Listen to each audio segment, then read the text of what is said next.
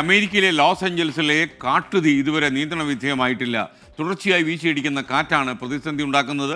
കാട്ടുതീയിൽ മരിച്ചവരുടെ എണ്ണം 24ആയി ഉയർന്നുവെന്ന് മധു കൊട്ടാരക്കര റിപ്പോർട്ട് ചെയ്യുന്നു. അമേരിക്കയിൽ നിന്നും മധു കൊട്ടാരക്കര വിശദാംശങ്ങളുമായി ചേരുകയാണ്. ഗുഡ് മോർണിംഗ് മധു കൊട്ടാരക്കര, വിവരങ്ങൾ. 24 പേരുടെ മരണമാണ് ഇപ്പോൾ സ്ഥിരീകരിച്ചിരിക്കുന്നത്. ഈ കാട്ടുതീ വലിയ തോതിൽ തന്നെ വ്യാപിച്ചുകൊണ്ടിരിക്കുകയാണ്. ഇത് നിയന്ത്രണ വിധേയമാക്കുവാനായിട്ട് ഏതാണ്ട് 14,000 അഗ്നിശമന സേനാക്കാരും മറ്റുള്ള സായുധ സേനയും ഒക്കെ ഈ പ്രദേശത്തുണ്ട്. പാലിസേഡ് അതുപോലെ ഈറ്റൺ, ഈ രണ്ട് ഭാഗത്താണ് പ്രധാനമായും ഈ തീപിടുത്തം ഉണ്ടായിരിക്കുന്നത്. പാലിസേഡിൽ മാത്രം ഏതാണ്ട് 23,646 ഏക്കറിൽ കാട്ടുതീ ഇപ്പോഴും പടർന്നുകൊണ്ടിരിക്കുകയാണ്. അതുപോലെ ഈറ്റൺ എന്ന് പറയുന്ന പ്രദേശത്ത് ഏതാണ്ട് 14,000 ഏക്കറോളമാണ് കാട്ടുതീ ഉണ്ടായിരിക്കുന്നത്. ഇതിൽ പാലിസേഡ്സിൽ 11% നിയന്ത്രണ വിധേയമായിട്ടുണ്ട്.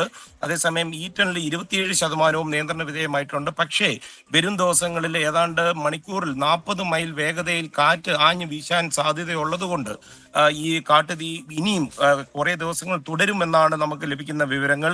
തന്നെയുമല്ല, മെക്സിക്കോ അതുപോലെ കാനഡ തുടങ്ങിയ അയൽ രാജ്യങ്ങളിൽ നിന്നും അമേരിക്കയുടെ മറ്റ് 7 സംസ്ഥാനങ്ങളിൽ നിന്നുള്ള അഗ്നിശമന സേനാംഗങ്ങൾ കൂടി ഈ കാട്ടുതീ അണയ്ക്കുവാനായിട്ടുള്ള ശ്രമത്തിന്റെ ഭാഗമായിട്ട് ചേർന്നിട്ടുണ്ട്.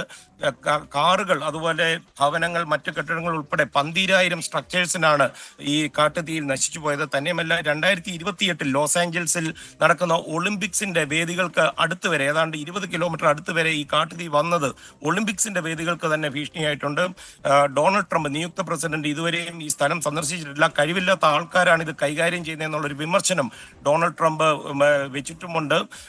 എസ്കേനെ, ഇത് കൂടാതെ ഇതിന്റെ മറവിൽ മോഷണ ശ്രമങ്ങൾ നടക്കുന്നുണ്ട്.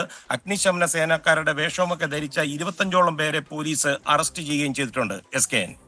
Okay, thank you Madhu Kottarakkara.